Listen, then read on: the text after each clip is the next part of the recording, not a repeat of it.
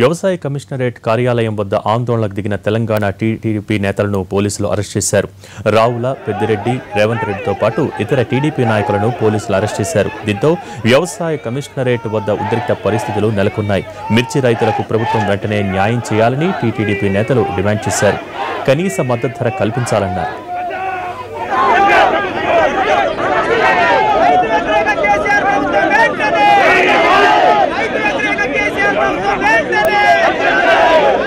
ప్రభుత్వం కొనసాగుతున్నది.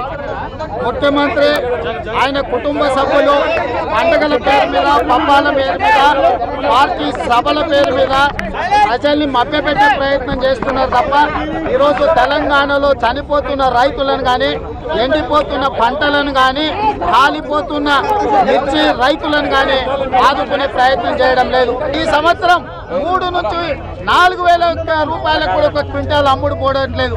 కానీ ఈనాడు ముఖ్యమంత్రి గారు మిర్చి రైతులు పంటను తగిలబెట్టుకుంటుంటే, మొత్తం పిచ్చి పంటను కూడా తగిలబెడుతుంటే, మార్కెట్ యార్డ్లలో మిర్చి కొనుగోలు చేయకపోతే లక్షల క్వింటాలు మార్కెట్ యార్డ్లలో మూనుగుతుంటే కనీసం ఒక్క మంత్రి కూడా మార్కెట్ యార్డ్లను పర్యటించిన పాపాన పోలే.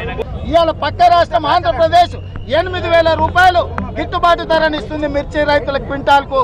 1,500 రూపాయలు పక్క రాష్ట్రం గతంలో అమ్ముకున్న పంటలకు కూడా ఈ రోజు మనకు బోనస్ ఇచ్చి 1,500 రూపాయలు క్వింటాల్కు పక్క రాష్ట్రం ఇస్తుంది. నీకు నిజంగానే చిత్తశుద్ధి ఉంటే ఆంధ్రప్రదేశ్ ప్రభుత్వం ఇవాళ మిర్చి రైతులకు 8,000 రూపాయలు గిట్టుబాటు ధర ఇస్తుంది క్వింటాల్కు. నువ్వు ఎకరాకు 4,000 రూపాయలు ఇస్తున్నా అని చెప్తున్నావు ఎరువులకు. వచ్చే సంవత్సరం ఇవాళ ఒక క్వింటాలు 3.5. నువ్వు ఇచ్చే ఎరువుల ధరల కంటే అత్యధికంగా రైతు లాభం పొందుతాడు. రైతులను పిచ్చగాళ్ళుగా తయారు చేసింది ప్రభుత్వం. రైతులను ఆత్మహత్యలు చేసుకునే విధంగా ఈరోజు కక్ష సాధింపు ధోరణితో ఈ రాష్ట్రం ఉన్నది. ఇవాళ నేను అడుగుతున్న ముఖ్యమంత్రి గారిని, నువ్వేవో పైరవి భవన్లో వండుకుంటావు,